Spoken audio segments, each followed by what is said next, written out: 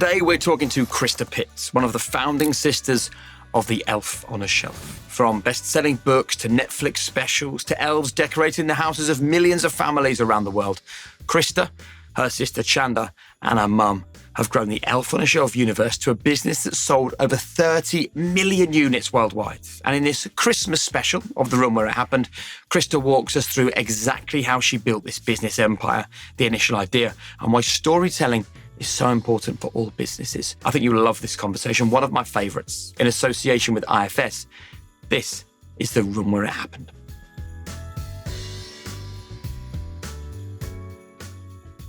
I'm going to start in our living room in Woodstock, Georgia, a suburb of Atlanta, Georgia, in 1970s. I'm not going to get a particular year, but it was in that living room that the idea for what would become the Elf on the Shelf was part of my Christmas experience in childhood. So you were having an elf on a shelf in your life before it became this global phenomenon that it has become? Yes. How? So I never remember a Christmas without our elf. And our elf was named Fizbee, and Fizbee had been the elf for my own mom during her childhood. And so when mom had us, there's myself, my sister, and my younger brother, our younger brother, and Thanksgiving, our elf would arrive. And then every night while we were asleep, the elf would be flying to Santa and providing an update on the day's activities. And then the next morning when we would wake up, we would race out of bed. Like there was no trouble getting us up out of bed. It was like, we have to get to find where the elf landed. And so the elf would be in a new spot and we'd go race and find him. And then of course, there were a couple rules. The first one is you weren't allowed to touch the elf because it could lose its magic. And the second one was that the elf has a job for Santa, and it's to watch and listen and report. So it's not going to be able to talk to you because if you're talking, you're not listening. And so that's where the core idea for the Elf on the Shelf began. And where is Fizbee now? Fizbee has a perch of honor in the Luma Stella Company's headquarters. Quite right. Yes. A bit of a throne, so to speak. Now, this show is Room Where It Happened. It's about business, Yes. right? And as lovely as the story is about your mum kind of being this, I suppose, outlier, creating these amazing stories for her children, that doesn't tell us how you're now this global phenomenon. And at this time of year, every time I log onto my socials, and we can talk about this later, all I see is elves on shelves, which is like the greatest free advertising any business would love. But how did you go from you and your brother and sister having these magical moments to making that something that happens now around the world? What was the kind of first thing that happened? Yeah, so the first part of it was obviously creating something, right? Yeah. People have family stories and they tell them all the time to other family members, but it wasn't a business of any sort. And so when my sister had gotten older and had the first of the grandchildren, she said to my mom, why don't we write a book about the elf? Because we wanted to do something with her kids and her family. And there wasn't anything out there like it. There was no concept of this idea at that point. And so my mom, who had been going through a bit of a rough time, her kids had grown up and moved away. And I think there's probably a lot of parents that feel that way when you reach a new chapter in life. And so when my sister said, Mom, why don't we write a book about the elf? And at the moment, our elf was sitting literally on a shelf. And Mom agreed to start writing what would become the Elf on the Shelf. And they began that day, pounding out a rhyming, rhythmic story about the Elf on the Shelf. What I love about this is that storytelling is as old as time. You know, we were doing it sitting around fires while living in caves many, many years ago. And actually, I think that's why I get a lot of messages from people with an entrepreneurial spirit. And often the message goes like, I've got a great idea for a book. Mm-hmm. I've written the book but I just can't get it away. I can't get it published. I can't get any traction. What can you do to help? Mm-hmm. What I will do from now on is send them this episode of this conversation because you managed to do it. But how did you manage to do it? Because so many people feel they have a book in them. Often they write that book and then they might self-publish and that's the end of the story. But it wasn't the end of your story. So how did the thing play out after that? Yeah. So no one wanted it. No one. Really? In fact, we magically, honestly, if anyone's ever tried to get a literary agent, you know how difficult it is, just that alone. So first and foremost, I always say you either have a good idea and it's all it will ever be, or you're going to do something with it. And knowing the stories that you share, every entrepreneur has this level of grit and tenacity that's very next level.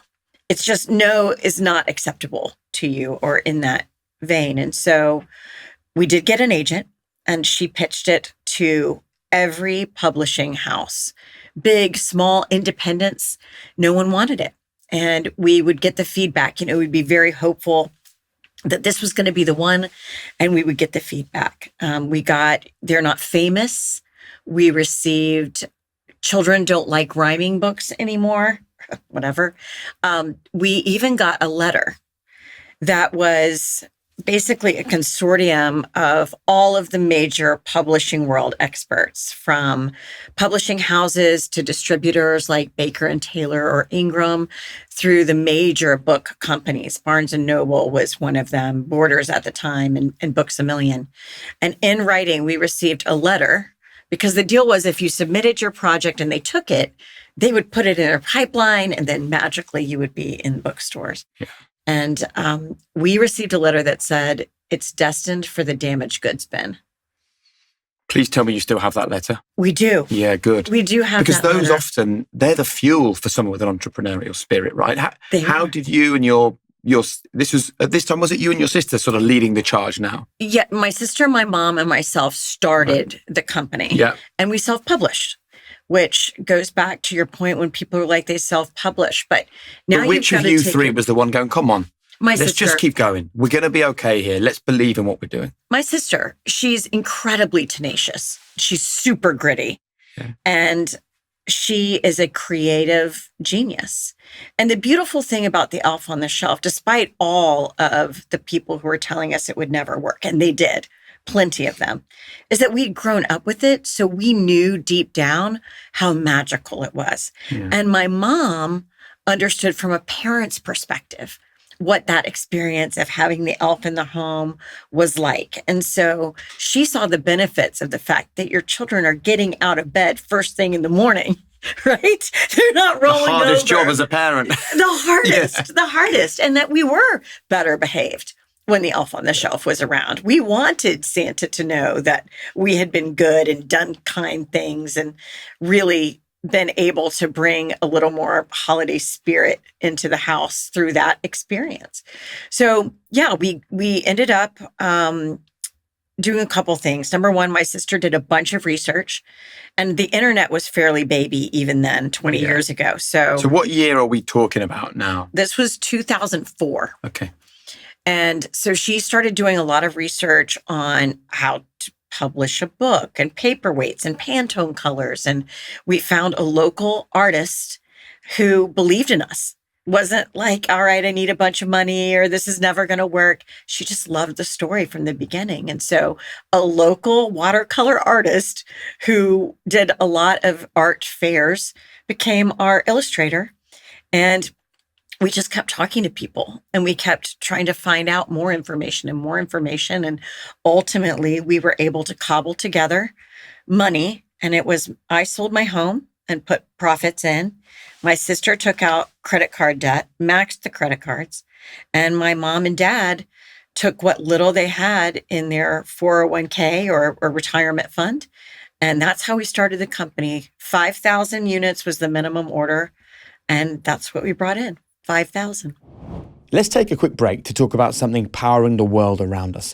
Imagine the innovation happening right now in industries like energy, aviation, and manufacturing. Industrial AI is the engine behind it, and IFS.ai is leading the charge. Did you know over 800 million passengers a year fly safely thanks to aircraft maintained by IFS.ai? And I've worked with IFS for years. I've seen their impact up close, and that's why I'm so proud and excited that they're partnering with us on this show. And if you want to see what industrial AI can do, just visit IFS.ai. Proud partners of the room where it happened. So this is a huge risk. You're risking your home. Your parents are risking their retirement. Mm-hmm. Your sister is also risking everything that she can get together. Yes. What gave you the belief that that risk was a gamble worth taking? Honestly, I think it's because we grew up with it. Yeah. We just knew if families tried it, they would love it as much as we did. And it didn't matter what anyone said to us. It didn't matter that they said it would never work or that we weren't going to be able to find a way to get it into the market. Now, I had been a host on QVC, and so I knew how to market and sell goods. Yeah. And we started basically a guerrilla campaign. We started with very local Christmas marketplaces because there was no concept of the elf on the shelf. Now people will be like, oh, it's the Thanksgiving version of the elf on the shelf. There wasn't anything. We knew we had to explain this to people, and we had no money for marketing. So what we decided to do was start local, which is a very important thing for people who are launching their entrepreneurial journey. You don't have to conquer the world in your very first launch. You can start very small and be deliberate. So that's what we did. We got into a small Christmas market.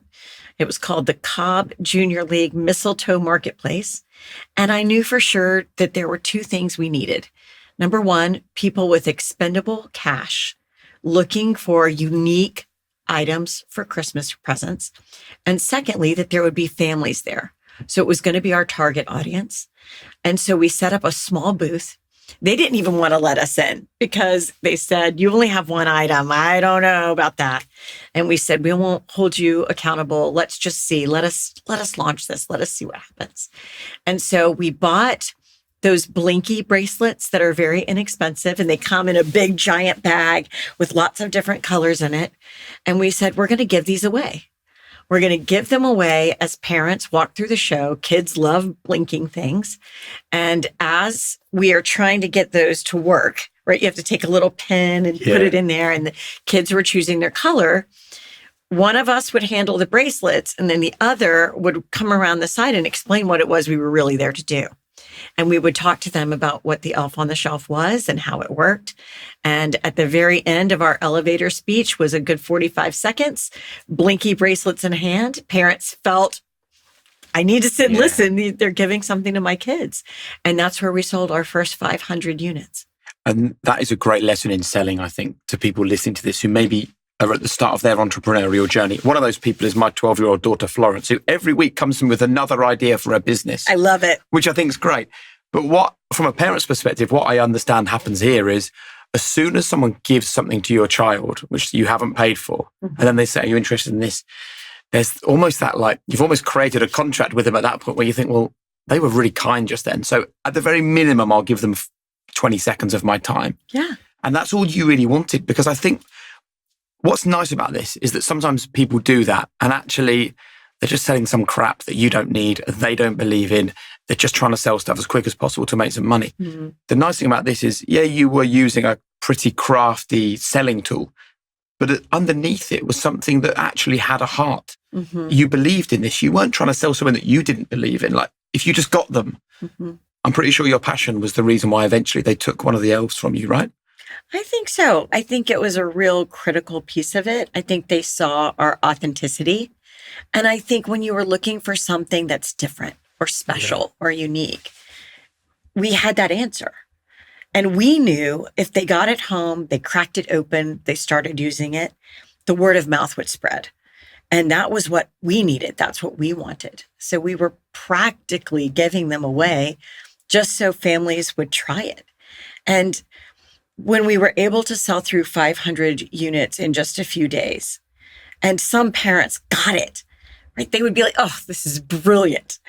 I think it just created an opportunity for us to have the fuel to keep going, to move on, to know that we could recreate this in another Christmas market. And what would that look like? We were going everywhere. Anyone that would have us, small church markets and fairs, like we would split up. Mom would go some and my sister would go some and I would go to some. And it was really very much grassroots. And I guess the power of patience was important here as well, because you're not getting rich from selling a few hundred or even a few thousand of these. Like I imagine every single penny of profit went back into getting more for 3 years, none of us made any money at all. Wow. It was truly take every penny we have to pay for the next round of product that we were going to bring in year after year after year. And at the very beginning of this, right, this journey began with your sister saying to your mum, write a book about, the elf on a shelf. When did the moment move from self-publishing a book after constant rejection from publishers to one of you going, well, why don't we actually sell the elf to people? It's always been together. Right. So the elf came with the book. The elf has always come with the book in a set that I like to call a tradition in a box, right? And so you weren't buying a widget or the latest fad. You were buying a tradition that was going to come back year after year after year. And it was going to be in your family for generations. And so we knew it was far more than just this, quote, cheap doll. It was an experience. And that's what set us apart. And that's what allowed us, as we continued forward on this journey, to now sophisticate it a bit, in that in 2007, the actress Jennifer Garner was photographed carrying the book box set, that's the way it's always come, with the big elf on the shelf on the front, down the streets of New York City, and a paparazzi caught the picture. And we still don't know how she got it. So this was nothing to do with you. This wasn't a product placement deal. This wasn't a PR stunt. It was none of those things. This was genuine free marketing. Yes. I picked up the phone. And of course, when did you first see the picture? When you start a business, you're doing everything, right? And that's what people should remember. I was the call center, the sales staff, marketing. We were shipping and logistics. We were all of the things, just myself and my mom and my sister. And so Jennifer, back then, as the internet was still kind of growing into its own, there were these celebrity blog pages, right, where the paparazzi would take a picture and then it would get posted. And so I answered the phone, and this woman is screaming, Jennifer Garner has this elf on the shelf. What is it? I want to know what this is. And so I said, what do you mean? She's like, you don't know? And I said, no, I'm not sure. Do you mean the actress? And she was like, well, yeah, she's carrying it through the streets of New York. I have to know what this thing is. And so it was pretty shortly after that more people outside of our, smaller. Yeah. Who was the woman that called you? No idea. Like a blogger? Someone who was a fan of Jennifer Garner. Just randomly part of our story. Have you ever managed to thank Jennifer Garner for this moment? No. We still don't know how she got it. Right. We need to tag Jennifer Garner on this clip. And tell her thank you. This is it.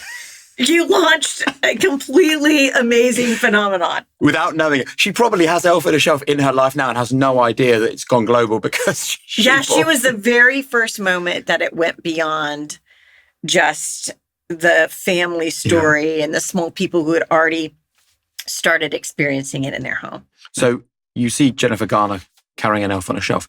Have you heard of a UK business called notonthehighstreet.com? No. It was created by a lady called Holly Tucker, who, very similar to you, she used to travel around craft markets. And she saw all these amazing crafters, all with passion, all with love, all working hard, but all having to pack and repack their stalls on the weekend and travel from various parts of London to other parts of London. And she thought, how do I help these people in this? Because she was one of them. Brilliant. So she created notonthehighstreet.com and basically went round at these markets and said, look, you can still do this, but why don't you also come onto this website that I've created so the whole country can get like an online craft market, like an amazing little craft fair. And that's how Not on the High Street was born. It's a huge success. She's become very wealthy from it, and it's fantastic. But there are still so many people doing what you do, travel around markets with their passion, but hoping for that moment where they actually end up in a store or going national. Obviously, that had to happen to you. Otherwise, Jennifer Garner's not walking down the high street in New York with an elf on a shelf. So when did you make that leap from local market to being in stores?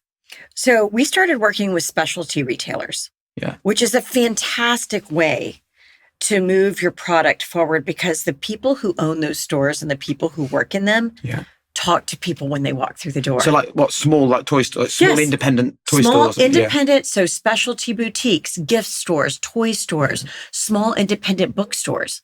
All of those stores go to major trade shows You can even just walk in and talk to the proprietors yourself if you're starting extremely local. So we started with about 20 different boutiques in year one. That number grew to around 200 in year two. And then by year three, we had started working with more of the regional book retailers. They're not making the national decision yet, but they were making regional decisions. And so we were starting to see that footprint grow. And quite frankly, by the time Jennifer Garner was photographed, we had enough locations spread out around the country that between Amazon, which was still fledgling at that point, our website, and those retailers, we were able to meet that type of demand. Now, this is a great inflection point as well for a business. And having been involved in a number of businesses which have had that moment where you smell that the growth is around the corner. Mm-hmm.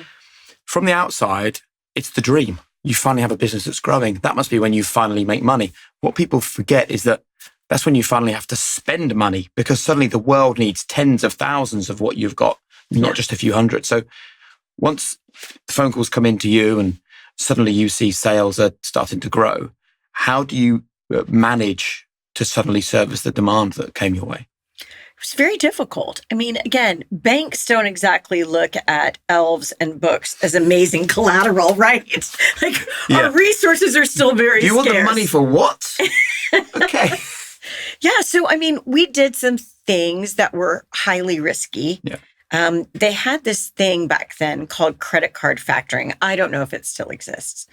And honestly, it's Shark City. Yeah. But basically, we had chosen to only accept credit cards in the beginning because we needed the cash. Yeah. So we didn't have net terms offered to anyone. And because this was our business model, we could engage in that practice where they swipe a credit card, they take the top part of the 50% as a repayment for the money they gave you, and then the rest of it comes back to you. And so it was a huge risk, but we didn't have another choice. And scaling is something that's often overlooked because what you need when you start is not what you need as you grow.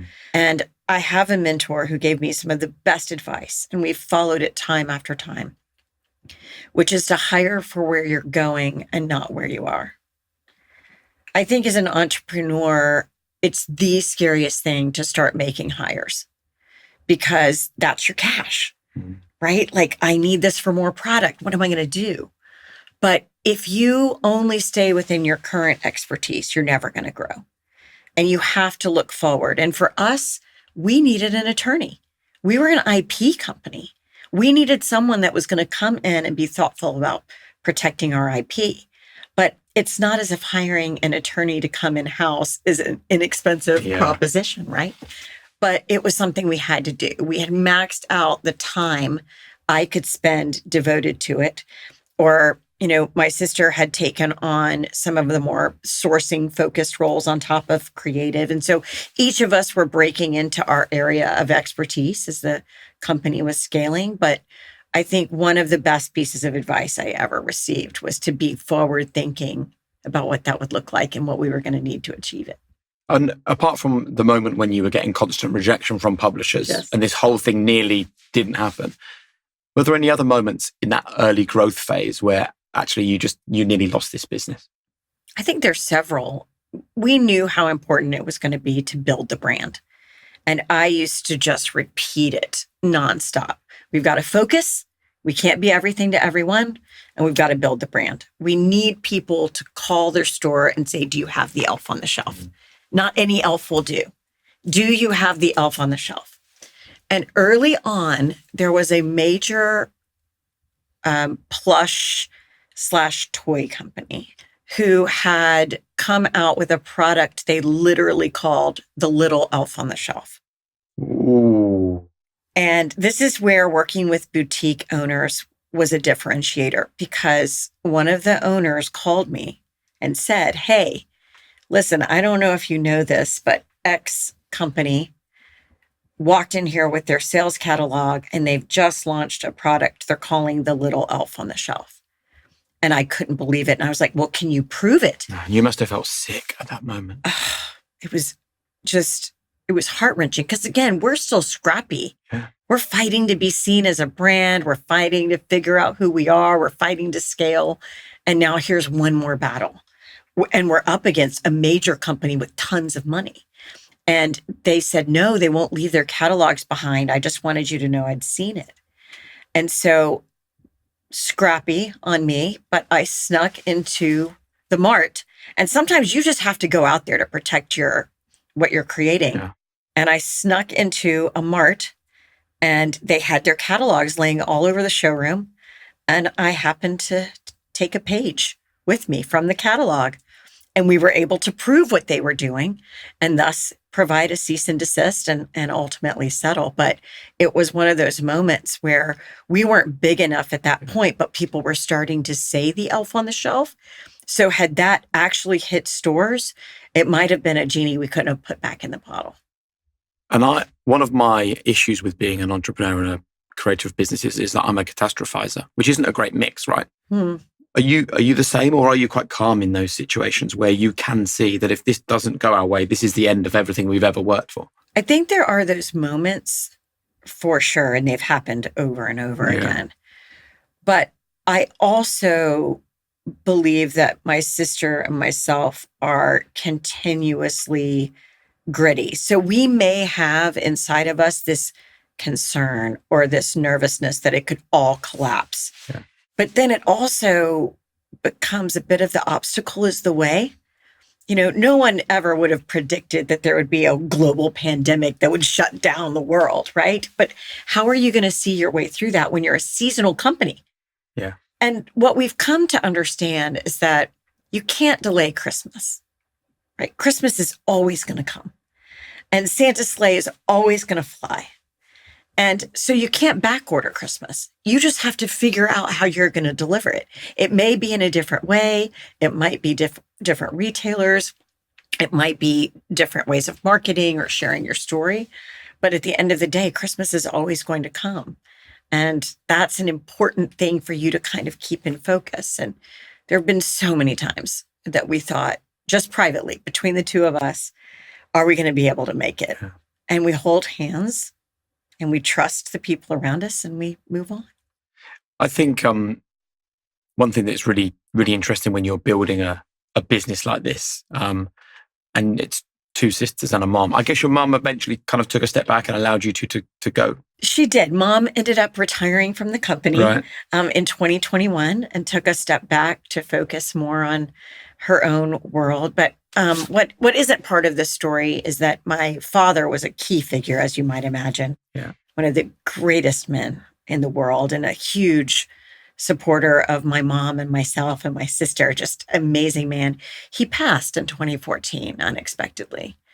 And that was a turning point in terms of what are we going to do? Like our guiding light in this, our big supporter, our dad and her husband wasn't with us anymore. And so that was a time in the company where we had to really sit and redefine, are we ready to be done with this? You know, what's our plan?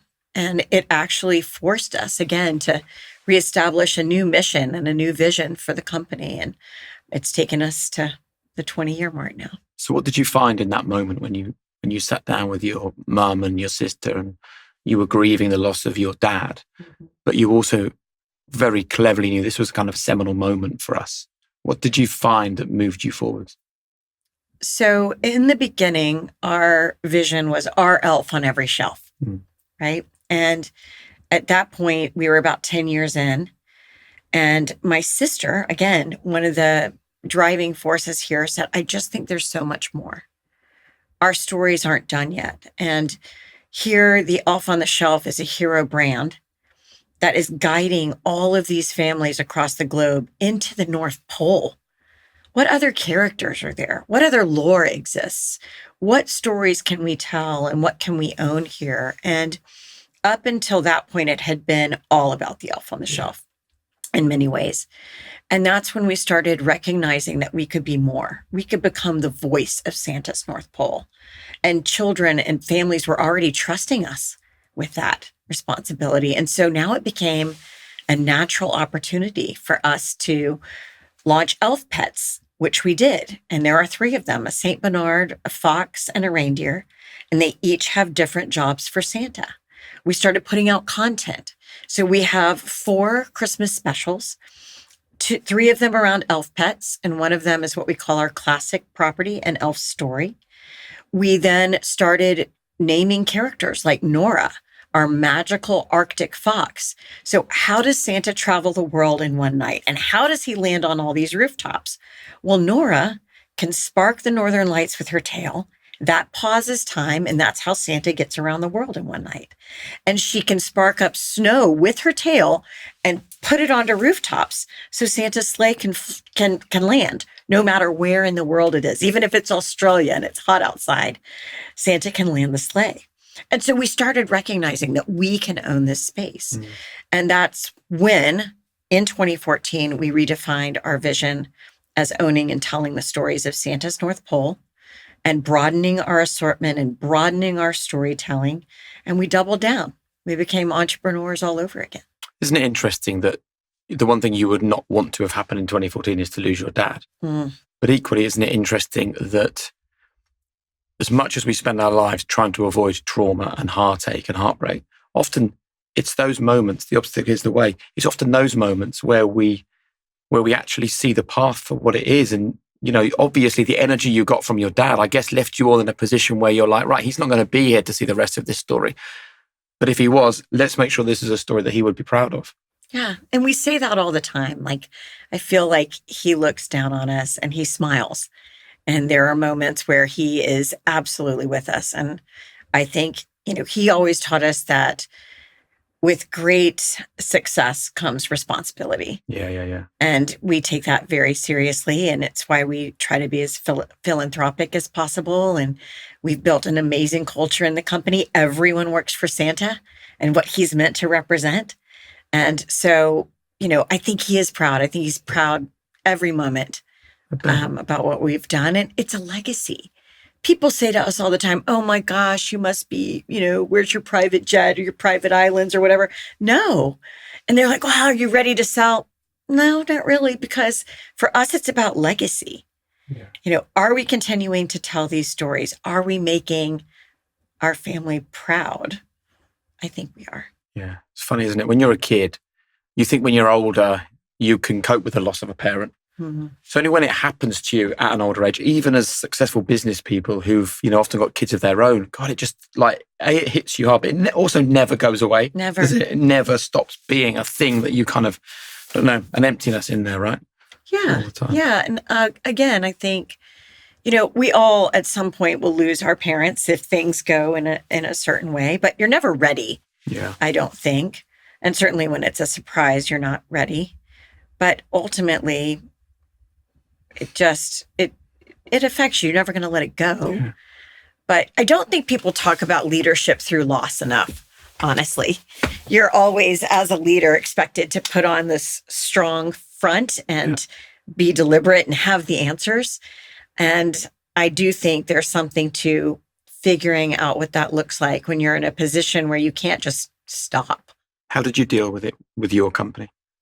I do think we did the thing most people do, which is put on the strong face and push forward. But my father was such a part of it, because this is a family business, that everyone was feeling this loss. He was a fixture in the office. He'd go around and talk to people or hang up the artwork in their, you know, office because that's what they needed or wanted. So in a way, he was kind of everybody's dad. And I think it probably, having people know him and love him and respect him as they did, kind of helped all of us feel like as we moved forward, the company was too. And let's talk about where the company is today. How many staff are involved in Elf on the Shelf? 125 full-time staff that work directly inside the company. And then we staff up for customer service, marketing support, and supply chain logistics for fulfillment in the season. And you sell your elf in how many countries around the world? 29 countries. And the business is turning over what kind of numbers? We don't usually talk numbers. I can tell you we've had over 31 million Scout elves, elf pets, and elf mates that have been adopted worldwide. Wow. We've launched into really 4 arenas. Yeah. So we've got our content, We've got our entertainment and experiences. We have our collaborations and partnerships. And then we have our hard goods division. So that would be the Elf on the Shelf core box set, our Elf pets, our Elf mates, which are really popular here in the UK, and then our characters that come from that. So what's the secret for people listening to this, for being agile in your thinking, for not being wedded to one way of operating, one way of thinking, but actually to constantly be open to any suggestions that people might have for how this business can grow and evolve? Yeah, I think evolution is the key. Yeah. Right? It's one of our secret sauces. So we're constantly able to make decisions and move far more quickly than some large established company, and it always has been this way. And is that a deliberate thing for you? Yes, it is, because we've managed to be successful in mass retail, specialty. Yeah. We've managed to find our space on Amazon or a platform that's similar to that, which is a completely different animal, right? Things that have been around a long time are more successful than new, which is what a retailer might want. And now social selling. And so when we move into that space, we're able to bring our teams together, focus them very quickly on what it is we're trying to accomplish, and then let's learn. Maybe we do it right, maybe we do it wrong, but we're going to learn along the way. And so as we moved into social selling, it was, guys, this is a test. All of us, this is a test. We're going to learn. We're going to keep track of the things we learned, what we got right, what we got wrong. But ultimately, this is how we're going to move forward. So you would permit failure? Yes, absolutely. You have to, because you're going to fail. At some point, something's not going to work. But it's what you do with it that matters. And what about bringing in expertise around you? Have you created like a growth board or some kind of advisory board of people who are at the top of the business world, who have done things you haven't yet done, who can advise you? Not like you might think. Right. So we have an executive board. There are 4 of us, myself and my sister, our president, and then the COO.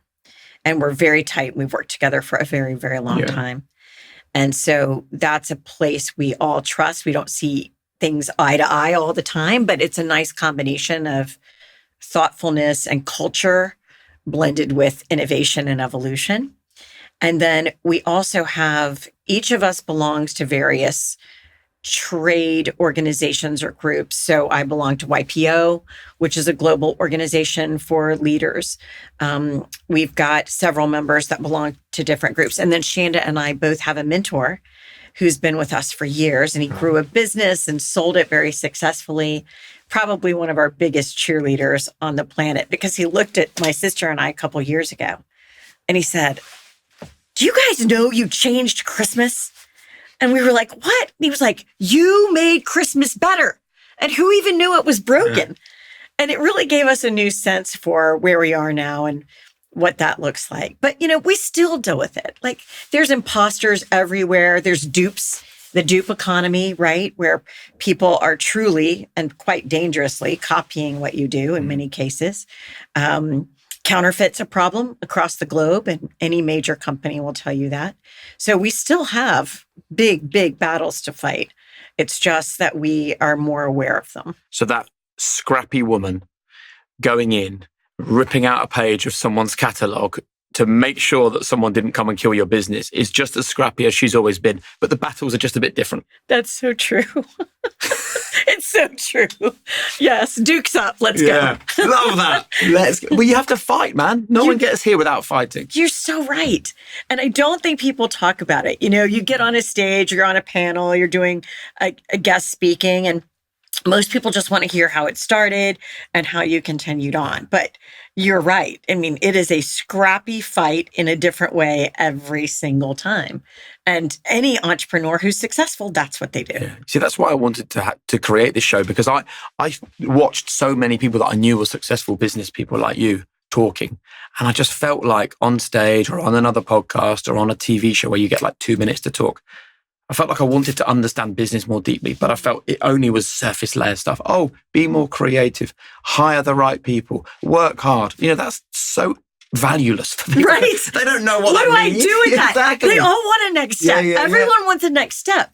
And I just say, start. Yeah. Wherever it is, just start. And then you can always build from there. But until you actually start, an idea is nothing. Please do not come to me and say, I have an idea. First of all, if it's about my products, I don't need your idea. I've got millions of them myself. And legally, I can't even listen to you. So if you have an idea, it's what you do with it. And you should put it on paper first, because that makes it real, right? It separates it from all the other ideas that you have. And then the second part is just to let this journey emerge in front of you. You're not going to have all the answers. Everyone has some level of imposter syndrome. Do you? Yeah. And every female business leader I talk to definitely does. Because there are times, particularly as a blonde woman from the South in the United States, where I've had, we call them the suits, truly men in suits, walk up and be like, "Aw, you guys got so lucky. Good for you. Why don't you let some real business people handle it?" Wow. And that still happens? It happens, yeah. And your response? We'll see. I mean, usually I just smile at them, but every now and then, it depends on the environment. Yeah. I let them know that this is not something built on luck. This is built on thoughtful, strategic, hard work and planning. And I think one of the other things that we really have to be clear with when people are listening to this, and they may well have a dream of their own, is that actually, as useful as I think this conversation is, and I think it's fantastic, you can't take away their learning. You know, like you've said there, just start. And often people think about things, or they make notes about things, or they prepare a date they're going to begin, or they talk to their friends about what they're going to do. None of those things are doing the thing. You have to do the thing. Just start. Yeah. And expect to get it wrong. Expect to feel like have you heard of Cantor's law, which is that everything in the middle will look like a failure. And that's where 99% of people stop. Almost like if things are hard or difficult, or you feel like you're failing, you must be on the wrong path. And what we need to explain to people is, no, you're almost certainly on the right path. That's how the path looks. Yes. It looks like a failure. It always is. Yeah. People love to look at the end, right? And say, oh my gosh, that's what I want to be. But they fail to recognize the millions of moments that went into what you finally see, which was, you know, a difficult decision, a moment you thought you might not even make it. You know, again, like no bank wanted to come to the table and support us until we had gotten to a certain level. But you have to make it to that level. And it's not going to be easy. And if I had all the secrets, right? If I could write the magic book of recipes, that's all I would sell. Because guess what? I would be a bajillionaire because I have just found the magic formula. But it's different for everyone. Yeah. Well, I think the magic formula for you is that you had two crucial things in your armory. You had a genuine story, not a story that had been made up to fit, but also you had something that nobody else was offering, that no one else had at that time, an elf on a shelf. Yeah. And I think if you can bring originality and heart to a business, then surely you're already ahead of 99% of other businesses. Yeah. Often when I have a chance to talk to people, I say, you know what? You have to figure out what's going to differentiate you. Yeah. No matter what you're doing. So in our case, elves have worked for Santa forever, but they were in the toy shop, or they were baking cookies. They were cobbler elves. Our elves were the only ones assigned to work for Santa, live in your home, in the planet Earth, and go back to the North Pole. So elves have been around forever, but it's how our elves work and act that makes them different. And that principle belongs to every company. I once had a dentist. Do you like going to the dentist? Not massively. Nobody I'll tolerate it. It's not fun. It's not fun. And they ask you questions, right? Your mouth's open. But when I walk in, I sit down. It was a new dentist. And they said, "Would you like a massage?" I was like, "What?" She was like, "Yes, you can choose from a hand massage or a neck massage. Which do you prefer?" Now I like going to the dentist because they have something that differentiated them. It didn't cost them a lot of money, but they thought about what they were doing differently. Dentists are everywhere. You can choose any number of them. But if I'm going to go, I want to go to the one where they do a great job and I get a massage. You care to make it feel like a spa, not like a doctor's appointment. And I think that same principle applies to whatever you're doing. So find another way to engage people. Yes. Do something that no one else is doing. Yes. Yeah. What differentiates you from all of the other ones out there? I think what also differentiates you is that when December arrives, Elf on a Shelf arrives, on my social media, like you wouldn't believe. I mean, I cannot go on to Instagram stories at the moment without all of my mates, because I'm in that age. I have a 10 and a 12-year-old. People have got some slightly younger kids, and they're deep in this world of Elf on a Shelf. This ability that you seem to have to allow people to generate content surely is one of the most important things for your business now, right? You're not paying these people to be your content creators, but how do you kind of exploit that to its maximum? How do you make sure that keeps on happening? Well, again, it goes back to evolution. So for the ones that are the most brand right and make the most sense, we engage with them. Yeah. There's banter from the North Pole, right? From the Elf on the Shelf directly. They just liked this post. And if you're someone who's posting, and most of them, not all of them, are doing so because they love it. They love what's happening on their kids' faces in the morning. They love the fun, interesting things that might be happening with the elf in their home and our other characters from the Santaverse. And so because it's authentic, right, it translates in a different way. And so our way of engaging with that is to repost, to share, to comment, to be part of the conversation and not just leave it to other people to own it entirely. But it's user-generated content for a reason. So it's got to reflect their personality for it to really resonate. And we lean into that authenticity. But the other thing which has come through constantly in this conversation is that you don't just engage with every post. You're intentional about the posts that work well for you, that look like the right kind of story that you would tell. And I think there's probably a message there for people as well, that intentionality in every part of your business is so important. In a totally different realm, we recently spoke to one of the world's best golfers on one of our other shows. And he was saying that most golfers just kind of hit some balls and they think they've done their thing. Whereas he intentionally puts a ball where he most expects it to be. And then he writes down exactly what he did with that shot. And he said every single shot he's ever taken in practice for his whole career, every single one has been intentional. And I think intentionality just isn't spoken about often enough in life and in business. I think you're right. There's something to that. First of all, there's a reason he's the best golfer in the world, right? Yeah, exactly. There's a reason for that. Yeah. And I think intention is critical because sometimes things aren't brand right. And while they may have a lot of hits associated with them, or they may be highly engaged with, maybe they're not the types of content we want kids to see. And we pride ourselves on creating joyful family moments.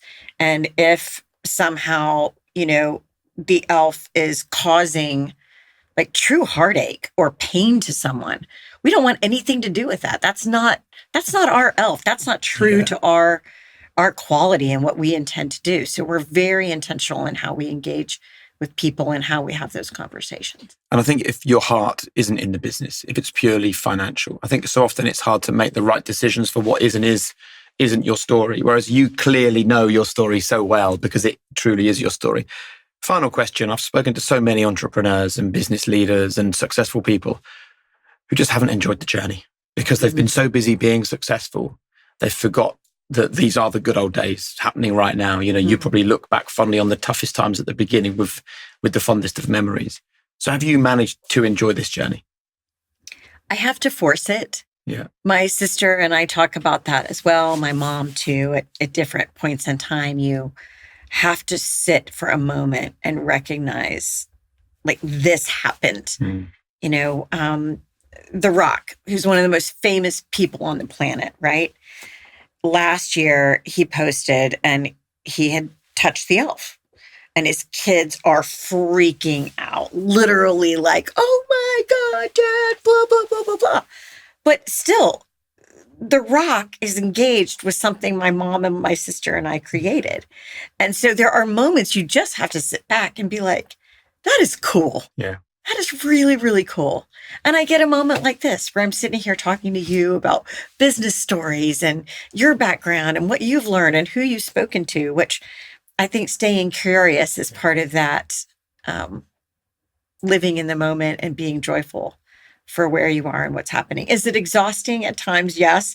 I was up at 4 o'clock this morning getting ready for the day, but you know what? They're not going to last. Yeah. And like you said, you have to take those moments and force them when they happen. And then you're off to fight the next fire. There you go. What was your dad's name?